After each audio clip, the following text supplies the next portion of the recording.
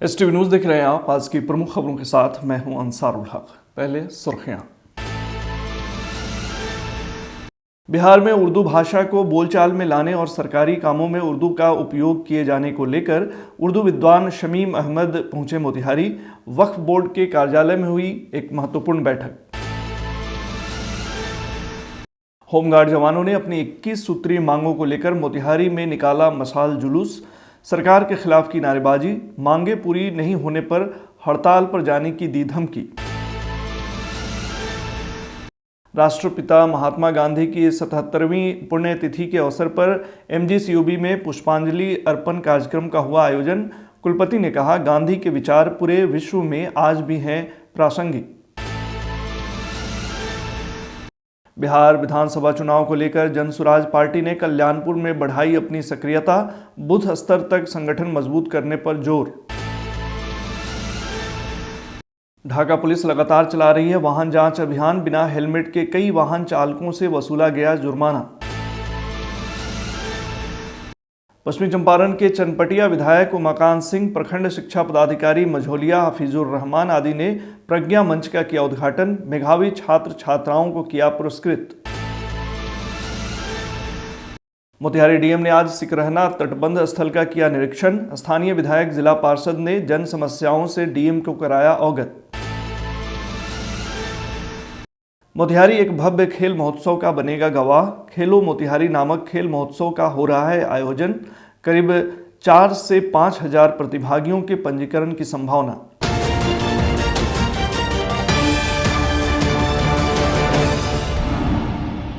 बिहार में उर्दू भाषा को बोलचाल में लाने और सरकारी कामों में उर्दू का उपयोग किए जाने को लेकर उर्दू भाषा को बंगाल की द्वितीय का दर्जा दिलाने वाले बंगाल के जाने माने उर्दू विद्वान शमीम अहमद इन दिनों बिहार के दौरे पर हैं।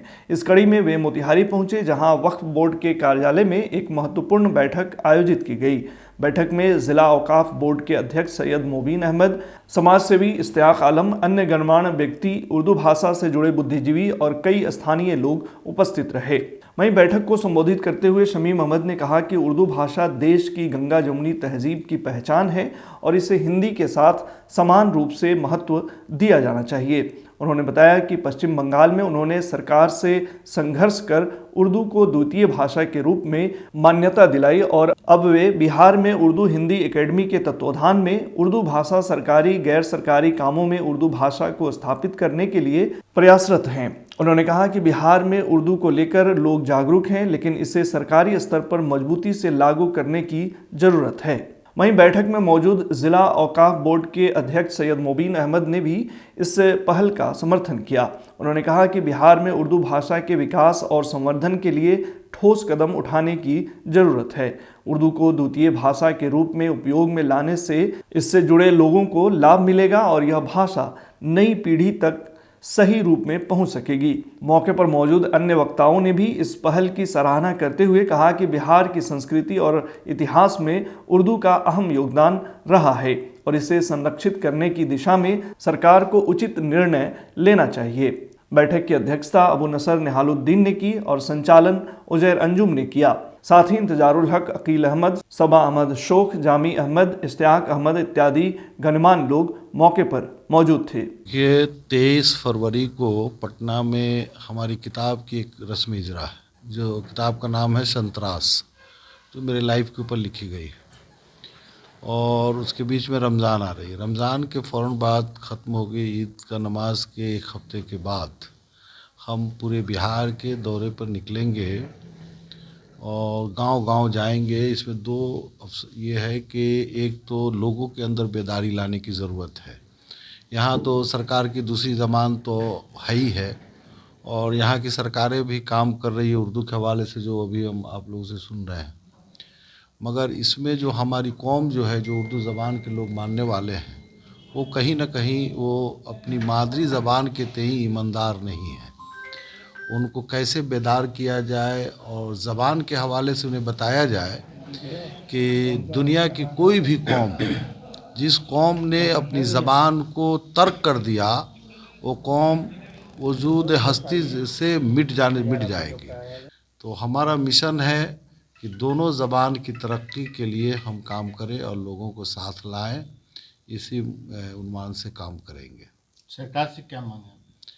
अभी तो हर डिस्ट्रिक्ट से हम डाटा मंगा रहे हैं कि कमियां क्या क्या है। अब वो कमी आने के बाद उसको हम लोग चेक करेंगे, फिर सरकार से जो मुतालबा करने की बात होगी तो उस वक्त सरकार से मुतालबा करेंगे। अभी तो हम यहाँ ज़मीन पे घूम के और उस कमियों को तलाश कर रहे हैं कि कहाँ क्या क्या कमी है। जी, आज बैठक रखी गई है, ये उर्दू से रिलेटेड है। और इससे इंजीनियर शमीम साहब बंगाल से सफ़र करके मोतिहारी तक आए हैं। मोतिहारी पे ये अपने लोगों को बेदार करना चाहते हैं उर्दू ज़बान के लिए, और उसमें हम लोगों ने अपना जो भी यहाँ के बाशऊर लोग हैं, बहुत से लोग आए हैं और कुछ लोग आ रहे हैं, तो उन लोगों को बहुत कम वक्फे हुए हम लोगों ने इत्तला किया है। जिनका प्रोग्राम अचानक से हुआ, और इंशाअल्लाह इनके बेदारी को हम लोग आगे बढ़ाएंगे और उनके साथ कदम से कदम मिला के चलेंगे। जिस तरह की भी ज़रूरत होती है हम लोग साथ हैं, और हिंदी उर्दू ज़बान को हम लोग आगे बढ़ाने में पूरी इनके साथ मदद करेंगे।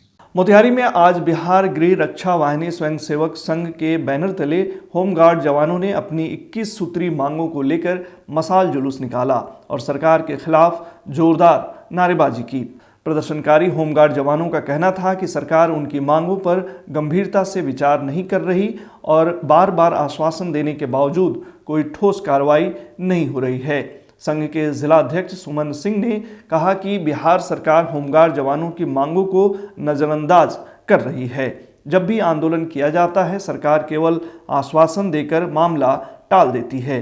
उन्होंने आरोप लगाया कि सुप्रीम कोर्ट के आदेश का भी पालन नहीं किया जा रहा है, जिससे गृह रक्षकों में भारी नाराजगी है। वहीं उन्होंने कहा कि जिले में करीब 800 होमगार्ड जवान तैनात हैं, लेकिन उनकी समस्याओं का समाधान करने के बजाय उन्हें अनदेखा किया जा रहा है। संघ ने चेतावनी देते हुए कहा कि अगर उनकी मांगें पूरी नहीं की गई तो 1 मार्च से राज्य भर के गृह रक्षक अनिश्चितकालीन हड़ताल पर चले जाएंगे। गौरतलब है कि गृह रक्षकों ने अपनी मांगों को लेकर 27 जनवरी से चरणबद्ध आंदोलन शुरू किया है। इसके तहत पहले धरना प्रदर्शन और अब मशाल जुलूस निकाला गया। काम समान वेतन मुख्य मांग है हम लोग का, समान काम समान वेतन। चौकीदार का डफदार का इन्होंने दे दिया, लेकिन उससे पहले का हमारा गृह रक्षक है राइफलधारी, हमारे जिला जज से लेकर हमारे एसपी और डीएम साहब की हम ये लोग बर्तन मारने का भी काम करता है। कंधा से कंधा बिहार पुलिस का हम लोग काम करते हैं, लेकिन आज तक हम लोग का इस महंगाई में जो सरकार डेली वेज का जो हम लोग का देती है 775 रुपये, वही 10 का 10 है। हम लोग 24 घंटा ड्यूटी करते हैं, लेकिन सरकार को बार बार हम लोग धरना प्रदर्शन देकर सूचना करने का अधिकार हम लोग दे रहे हैं कि भाई आप हम लोग को जिस तरह सबको दे रहे हैं हमको भी बढ़ाइए। हम लोग का इस महंगाई में बाल बच्चा का पढ़ाई बाधित हो रहा है, और सुप्रीम कोर्ट हाई कोर्ट का भी आदेश हो गया है। वहाँ जोगी जी लागू कर दिया है, यहाँ झारखंड सरकार भी लागू कर दिया है, लेकिन ये बिहार सरकार नाकामी है, ये हम लोग का सुन नहीं रही है। नहीं सुनेगा तो पूरे बिहार लेवल पर हम लोग चक्का जाम करेंगे, राइफल गोली को जमा कराकर, और हम लोग अनशन के लिए अब तैयार होंगे। हमारे केंद्रीय कमेटी के द्वारा 3 दिन के धरना प्रदर्शन और छिपा बार और कैंडल मार्च था, जो आज तीसरा दिन हम लोग को होने जा रहा है। हम लोग को सुप्रीम कोर्ट का आदेश था कि समान काम समान वेतन का आदेश मिला है, लेकिन बिहार सरकार आज तक हम लोग को संभावना देते आ रही है, लेकिन लागू नहीं कर रही है। बीच में वार्ता हुआ था गृह सचिव से, उन्होंने कहा था कि 2 महीना के अंदर में आप लोग को लागू कर दिया जाएगा। हम लोग इस संभावना के बाद हम लोग हड़ताल को बंद कर दिए थे, लेकिन 2 महीना का आज 4 महीना 5 महीना हो गया, लेकिन सरकार नहीं सुन रही है। महात्मा गांधी केंद्रीय विश्वविद्यालय के गांधी भवन परिसर में गांधी एवं शांति अध्ययन विभाग द्वारा राष्ट्रपिता महात्मा गांधी की 77वीं पुण्यतिथि के अवसर पर एक भव्य पुष्पांजलि अर्पण कार्यक्रम का आयोजन किया गया। इस अवसर पर विश्वविद्यालय परिवार ने श्रद्धा सुमन अर्पित कर गांधी जी के आदर्शों को याद किया और उनके विचारों को आत्मसात करने का संकल्प लिया। कार्यक्रम का शुभारंभ विश्वविद्यालय के कुलपति प्रोफेसर संजय श्रीवास्तव द्वारा गांधी जी की प्रतिमा पर माल्यार्पण से हुआ। इस दौरान विश्वविद्यालय के विभिन्न विभागों के प्राध्यापक, शोधार्थी और विद्यार्थी उपस्थित रहे। मौके पर कुलपति ने कहा कि सत्य और अहिंसा के माध्यम से समाज में बदलाव लाने की गांधी जी की सोच आज भी प्रासंगिक है। उन्होंने कहा कि महात्मा गांधी ने अपने जीवन में सत्य, अहिंसा, समानता और मानवता के सिद्धांतों को अपनाकर पूरे विश्व को एक नई दिशा दी। बिहार में आगामी विधानसभा चुनाव को लेकर सियासी सरगर्मियां तेज हो गई हैं। जहां एक ओर एनडीए और महागठबंधन अपनी रणनीति को धार देने में लगे हैं, वहीं जन सुराज पार्टी भी इस बार जोर आजमाइश कर रही है। इस कड़ी में चुनाव से पहले जन सुराज पार्टी ने कल्याणपुर विधानसभा क्षेत्र में संगठन को मजबूत करने और बूथ स्तर तक कार्यकर्ताओं को जोड़ने की कवायद तेज कर दी है। वहीं जन सुराज के वरिष्ठ नेता और प्रदेश कार्यवाहक समिति के सदस्य सुबोध कुमार के नेतृत्व में पार्टी कल्याणपुर विधानसभा क्षेत्र में संगठन के विस्तार में जुटी हुई है। मौके पर उन्होंने कहा कि जन सुराज के राष्ट्रीय नेता प्रशांत किशोर जी के नेतृत्व में हम बिहार में एक नई राजनीतिक संस्कृति स्थापित कर रहे हैं। देखिए, कल्याणपुर विधानसभा में मैं तो बूथ स्तर पे, वार्ड स्तर पे और पंचायत स्तर पे पहले जन सुराज को मजबूत करने के लिए दिन रात एक कर रखा हूँ जी। और उन सभी कार्यकर्ताओं को एक साथ इकट्ठा करने के लिए हमने 10 मार्च को होली मिलन सह कार्यकर्ता सम्मान समारोह का एक आयोजन किया है, जिसमें हर वार्ड से जितने भी जन सुराजी हैं, जो कार्यकर्ता हैं, उनको सम्मानित किया जाएगा। और 35,000 लोगों को मैंने उसमें बुलाने का मैंने एक अपना निर्णय लिया है। 35,000 लोगों को मैं निमंत्रण दे रहा हूं और मेरा अनुमान है कि कम से कम 15 से 20,000 लोग उसमें जरूर उपस्थित होंगे, जिससे ना सिर्फ कल्याणपुर विधानसभा में बल्कि पूरे जिले में, और मैं कहूं तो जिला ही नहीं पूरे राज्य में शायद एक ऐसा मैसेज आएगा कि जन सुराज किस तरीके से गांव-गांव में, किस तरीके से वार्ड में, किस तरीके से हर पंचायत स्तर पे इतनी मजबूत है। और उससे वो कहेंगे ना कि एक एग्जाम्पल सेट होगा कि अब जन सुराज के आंधी को पूरे बिहार में कोई भी रोकने वाला नहीं है। पूर्वी चंपारण के ढाका पुलिस द्वारा थाना क्षेत्र के विभिन्न जगहों पर दैनिक रूप से वाहन जांच अभियान चलाया जा रहा है। इस कड़ी में मोतिहारी पुलिस अधीक्षक स्वर्ण प्रभात के आदेश के आलोक में ढाका थाना में पदस्थापित पीएसआई दीपक कुमार सहित अन्य पुलिस टीम के द्वारा थाना क्षेत्र के ढाका बैरगनिया मुख्य पथ के औरैया चौक के नजदीक सघन वाहन जाँच अभियान चलाया गया। पुलिस ने वाहन जांच के दौरान दर्जनों वाहन चालकों से वाहन संबंधित ड्राइविंग लाइसेंस, इंश्योरेंस पेपर, प्रदूषण पेपर, हेलमेट सहित सभी कागजातों की जांच की। इसके अलावा बाइक की डिक्की की गहनतापूर्वक तलाशी ली गई। खासकर ट्रिपल बाइक सवार व्यक्ति पर पुलिस के द्वारा पैनी नजर रखी जा रही है।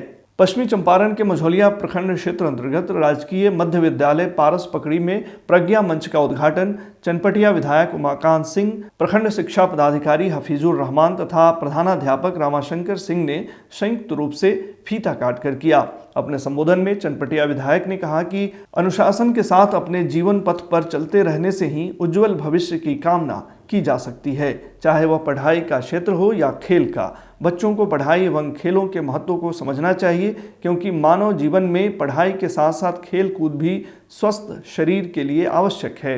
इससे मानसिक तनाव दूर होता है एवं शरीर स्वस्थ रहता है। वहीं प्रखंड शिक्षा पदाधिकारी हफीजुर रहमान ने कहा कि बच्चों के सर्वांगीण विकास के लिए शिक्षा के साथ साथ खेल कूद भी बहुत ज़रूरी है। शिक्षक एक कुम्हार की भांति होते हैं जो अपने ज्ञान के प्रकाश से बच्चों का भविष्य प्रकाशित करते हैं। आज वार्षिक कार्यक्रम था पारस पकड़ी मध्य विद्यालय सह उत्क्रमित उच्च विद्यालय में। छात्रों का पुरस्कार वितरण समारोह था। जो छात्र मेधावी थे सब वार्षिक कार्य में साल का लेखा जोखा किस छात्र ने क्या किया पढ़ाई में, उसी का आज पुरस्कार वितरण था। उसी में मेरा निमंत्रण था, आए थे। छात्रों से क्या अपील रहेगी? छात्र पढ़े, अच्छा करे, यही मेरा अपील है। यह जो कस्तूरबा गांधी बालिका उच्च विद्यालय का जो उद्घाटन हुआ, यह वर्षों का सपना था कि हमारी बच्चियां अपने घर में ही रहकर, अपने प्रखंड में ही रहकर सुख समृद्धि और अपने लक्ष्य की प्राप्ति के लिए वे एक योग्य गुरु के संगति में रहकर शिक्षा प्राप्त कर लें। यह वर्षों का सपना था, जो सपना आज साकार होते हुए सिद्ध होता है। इसके लिए हम सभी शिक्षक ये प्रण लेते हैं कि हम अपने बच्चों के सर्वांगीण विकास में किसी तरह की कमी कोताही नहीं होने देंगे। मैं एक प्रखंड शिक्षा पदाधिकारी की हैसियत से कहता हूं। मोतिहारी डीएम ने सिसवनिया में और जटवा पुल के पास सिकरहना तटबंध स्थल का निरीक्षण किया। इस दौरान उन्होंने सुगौली, बंजरिया और कटहा लखौरा के नज़दीक भी सिकरहना तटबंध स्थल का निरीक्षण किया। मौके पर बंजरिया के सिसवनिया में स्थानीय विधायक डॉक्टर शमीम अहमद की मौजूदगी में जिला पार्षद तौसीफुर रहमान ने डीएम को मैप के माध्यम से घनी आबादी किस तरह खतरे में है जानकारी दी तथा आग्रह किया कि तटबंध के कार्य को निरस्त किया जाए। यह कार्य किसी भी तरह जनता के हित में नहीं है। इस दौरान स्थानीय मुखिया सलवातुल्लाह, सिकरहना तटबंध रोको संघर्ष समिति के प्रतिनिधि और पूर्व मुखिया इकबाल हुसैन सहित सभी जनप्रतिनिधि तथा सैकड़ों ग्रामीण मौजूद थे। मोतिहारी एक भव्य खेल महोत्सव का गवाह बनने जा रहा है। खेलो मोतिहारी नामक इस खेल महोत्सव का आयोजन कौशिक फाउंडेशन और टीम दिव्यांशु भारद्वाज द्वारा किया जा रहा है, जिसका उद्देश्य स्थानीय युवाओं को खेलों के प्रति जागरूक करना और उनके शारीरिक स्वास्थ्य व मानसिक विकास को बढ़ावा देना है। इस प्रतियोगिता में क्रिकेट, मैराथन, कबड्डी, कुश्ती, बैडमिंटन, वॉलीबॉल और शतरंज जैसे प्रमुख खेल शामिल किए गए हैं, जिससे खेल प्रेमियों को अपनी प्रतिभा दिखाने का शानदार अवसर मिलेगा। आयोजकों के अनुसार इस मेगा इवेंट में लगभग 50 क्रिकेट टीमें भाग लेंगी, जबकि 4000 से 5000 प्रतिभागियों के पंजीकरण की संभावना है। इस पहल का मुख्य उद्देश्य युवाओं को मोबाइल और सोशल मीडिया की लत से निकालकर खेल के मैदान की ओर प्रेरित करना है। वहीं प्रदेश सचिव जदयू दिव्यांशु भारद्वाज ने कहा कि खेलो मोतिहारी की भव्यता को बढ़ाने के लिए राष्ट्रीय और राज्य स्तर के खिलाड़ियों को भी इस आयोजन में आमंत्रित किया जाएगा। वहीं आयोजकों का कहना है कि इस तरह के आयोजनों से स्थानीय खेल प्रतिभाओं को निखारने और उन्हें राष्ट्रीय एवं अंतर्राष्ट्रीय मंच पर पहचान दिलाने में मदद मिलेगी। आगामी 28 फरवरी से 9 मार्च हम लोग कौशिक फाउंडेशन के तहत खेलो मोतिहारी कार्यक्रम का आयोजन कर रहे हैं। इस खेलो मोतिहारी कार्यक्रम का जो मूल उद्देश्य है, यह है कि आज के दौर में जो नौजवान हमारा सोशल मीडिया और मोबाइल पर ज़्यादा जिसका उपयोग कर रहा है, इसकी वजह से वो शारीरिक फिटनेस और मेंटल हेल्थ के प्रति वो उतना जागरूक नहीं है। हम लोगों ने ऐसा तय किया कि भाई नौजवानों को वापस से खेल के महत्व और फिजिकल फिटनेस के महत्व से अवगत कराने के लिए मूल जो है यह कार्यक्रम कराया जा रहा है। इसमें 7 तरह का खेल है। क्रिकेट है, कबड्डी है, कुश्ती है, मैराथन है, बैडमिंटन है, शतरंज है। ऐसे 7 खेल हम लोग करा रहे हैं। इसमें हम लोगों ने अलग अलग खेल में अलग अलग इनाम की राशि घोषित की है कि भाई मोतिहारी के नौजवान जो हैं वो ये खेल खेलेंगे तो उनको ये इनाम देंगे। इसमें हम लोगों ने एंट्री फीस 0 रखा है, कोई एंट्री फीस नहीं है। इसमें हम लोग राष्ट्रीय स्तर के भारतीय क्रिकेट टीम के कई खिलाड़ियों से हम लोगों की बात हुई है। प्रवीण कुमार, मोहम्मद कैफ, ऐसे कई लोग हैं जिन लोगों से बातचीत हुई है, लेकिन अभी किसी का कार्यक्रम कंफर्म नहीं हुआ है। जब कार्यक्रम कंफर्म हो जाएगा, बेसिकली बड़े लोगों को बुलाने का मकसद यह है कि जो बड़े लोग आते हैं और उनसे जो नौजवान जब उनको प्रोत्साहन मिलता है, जब उनके द्वारा वो प्राइज लेते हैं, इनाम लेते हैं, तो उस प्रोत्साहन से उनको आगे भी खेलने की उनकी प्रेरणा जो है, उनको आगे खेलने की और देश और दुनिया में नाम रोशन करने की प्रेरणा मिलती है। तो हम लोगों का प्रयास ये है, बाकी आगे ऊपर वाले की मर्जी। हम लोग ऐसा प्रयास कर रहे हैं कि भाई राष्ट्रीय स्तर का कई खिलाड़ी, एक खिलाड़ी कम से कम मोतिहारी आए, जो इस पूरे खेल का जो प्राइज डिस्ट्रीब्यूशन है 7 खेल का, जो 9 मार्च को होगा, उसमें कोई बड़ा नाम मोतिहारी शहर में आए और यहाँ के चंपारण के नौजवानों को प्रोत्साहित करने का काम करे। हम लोग प्रयास कर रहे हैं। आज के बुलेटिन में फिलहाल इतना ही। तमाम खबरों और डिबेट्स के लिए जुड़े रहिए STV न्यूज़ के साथ।